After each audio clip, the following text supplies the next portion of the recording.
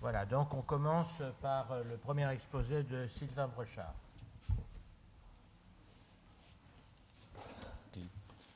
Donc, le questionnement aujourd'hui sur des recommandations de bonnes pratiques est une question qui se déroule à l'échelle internationale. Et donc là, je vais vous introduire un petit peu ce qui se passe à l'échelle internationale pour savoir ce qu'en France on pourra proposer. Mais en fait, je vais être très simple. Il y a des gens qui vont tout à fait connaître ce que je vais dire. Donc je vais juste expliquer ce que c'est la médecine basée sur l'épreuve. Donc ça date des années 80. Aujourd'hui, on ne parle plus de médecine basée sur l'épreuve, puisque toutes les pratiques de santé doivent être basées sur l'épreuve, selon les sociétés qui les ont promues. Et donc, c'est l'evidence-based practice. Et donc, c'est recommandé par l'American Physical Therapy Association, l'American Occupational Therapy Association et l'American Nurses Association depuis les années 90. Pourquoi ? Eh bien, parce que on a ces pratiques qui anciennement était basée sur l'expérience. Enfin, c'est une lutte contre les pratiques basées sur l'expérience. C'est une lutte contre le « on a toujours fait comme ça » et tu dois faire la même chose. Et donc cette evidence-based practice, elle était initialement probablement pour lutter contre le charlatanisme ou contre le profit frauduleux, mais elle était aussi pour préserver l'intégrité des professions. C'est-à-dire de dire, bah voilà, l'ergothérapie, ce qui appartient à des actes d'ergothérapie, c'est des actes qui sont recommandés, validés, qui sont comme ça, et pas d'autres actes. Et puis, il y a aussi ce phénomène d'accroissement du nombre de publications. Et du coup, on a des centaines de publications qui sortent, et il y a un moment où on se dit, mais qu'est-ce qui marche ? Et donc, on a besoin de synthèse pour nous dire qu'est-ce qui marche dans ces publications. Le principe de base, c'est toute décision pratique doivent être basées sur des études ou des preuves. Des études qui répondent à des normes. Ces normes sont plutôt des normes quantitatives, avec des choses qui apportent des preuves. Les autres types de recherche, les autres types de pratiques, on pourrait les appeler les research-based practice, mais ce n'est pas de l'evidence-based practice. L'évidence, c'est quand on a la preuve que. Alors Cochrane disait, parce que les ressources en santé seront toujours limitées, il faut fournir en priorité des types de soins qui ont montré une efficacité au cours d'études avec un bon design. Je pense qu'aujourd'hui, on est en plein dedans, c'est-à-dire qu'il n'y a pas de sous. Comme il n'y a pas de sous, qu'est-ce qui est prioritaire ? Et donc, c'est aux sociétés, aux professionnels de définir ce qui est prioritaire comme soin. Alors, comment on fait pour faire l'evidence-based practice ? Eh bien, c'est basé sur des essais contrôlés randomisés, c'est basé sur des méta-analyses qui reprennent les essais contrôlés randomisés et qui cumulent l'évidence des différents essais contrôlés randomisés, et c'est basé sur des revues systématiques. Et les autres études, tout ce qu'on a vu, la recherche, la compréhension, la science, tout ça. Eh bien, tout ça, probablement que c'est des choses qui amènent à la research-based practice, mais qui n'amènent pas de l'évidence comme on souhaiterait, l'évidence d'une intervention. Est-ce que c'est efficace ou est-ce que c'est pas efficace ? On l'a vu avec la mirror thérapie ce matin. C'est efficace autant que, et donc il faut toujours des comparaisons, des critères, etc. Et la seule chose qui est regardée dans les systématiques, c'est le level 1. Je vous ai mis ici ce que les US utilisent.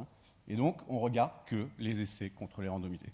Et ça donne des choses qui amènent à des systematic reviews, qui font des guidelines, qui font des recommandations basées sur ces essais contrôlés randomisés uniquement. Uniquement. Tout le reste, ça compte pas. Et donc, on arrive à des papiers de 2013. C'est un papier qui a fait beaucoup bouger la société internationale. C'est une systematic review de systematic review. C'est-à-dire ils ont repris toutes les méta-analyses en Australie et ils ont pris 64 interventions qu'on fait chez les enfants avec paralysie cérébrale sur 131 critères principaux et ils ont classé. Ils ont classé le niveau de preuve. Et ils ont mis en 4 points, en 4 recommandations. Est-ce qu'il faut le faire? Do it, probably do not do it, or do not do it. Et donc c'est ce qu'ils appellent le traffic light evidence. Et ça donne ça. Le traffic light evidence, ça veut dire que tout ce qui est en vert aujourd'hui a un niveau de preuve suffisant et pourrait être recommandé. Tout ce qui est en rouge aujourd'hui est à bannir. Ici, vous avez la ligne qui dit est-ce que c'est efficace ou est-ce que c'est pas efficace? Quand on est au milieu, c'est qu'on ne sait pas. Quand on est au-dessus et très en vert, on a la preuve que c'est efficace. Et quand on n'a pas la preuve que ce n'est pas efficace, eh bien on est dans le rouge. Alors aujourd'hui, on peut regarder les pratiques françaises. Contrainte induite, bimanual training, botulinum toxine après ergothérapie, sur le fait d'améliorer l'activité motrice, oui, aujourd'hui, ça pourrait être recommandé sur le niveau d'évidence. Thérapie neurodéveloppementale, non, c'est pas recommandé. Et ils l'écrivent dans leur article, à ne pas recommander. Hyperbaric oxygen pressure, ils disent non, pas de niveau d'efficacité. Sensory integration therapy, non, c'est pas recommandé. Et donc on en arrive à des situations où on se pose des questions sur nos pratiques parce qu'aujourd'hui, le niveau d'évidence est probablement discordant avec ce qu'on fait dans nos pratiques. Mais ça vient des sociétés internationales.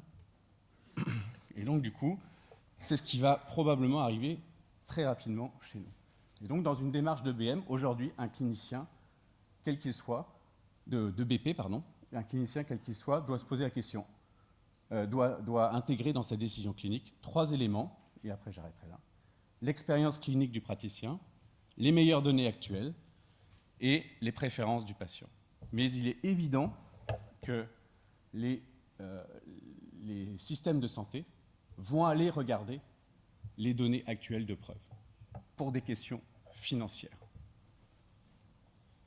Et donc, c'est pour ça que l'EACD, l'American Australian Academy et l'American Academy Cerebral Palsy sont réunis à Vienne l'année dernière et ils ont décidé d'aller vers un International Clinical Practice Guidelines for Cerebral Palsy. Et tous les gens qui étaient là ont dit il faut faire des guidelines basés sur l'evidence-based medicine. Et ils ont dit que les thérapies les plus importantes, enfin les axes les plus importants, c'est la participation, l'active motor training et le diagnostic important. Et donc ils ont dit qu'il fallait faire des recommandations ou améliorer les preuves sur ces 3 principales topics. Donc, il va y avoir au niveau de l'International Alliance Oversight des décisions qui vont être prises, qui vont retomber sur du coup les membres de l'ACD, de l'American Academy, de l'Australian Academy, qui vont essayer de réunir l'évidence sur des thématiques et faire des guidelines sur ces thématiques avec les familles, important, et avec les gens impliqués dans ces sociétés. Et évidemment, on peut se poser aujourd'hui la question de savoir où est-ce que nous, on en est par rapport à tout ça. On en reparlera. Merci. Merci.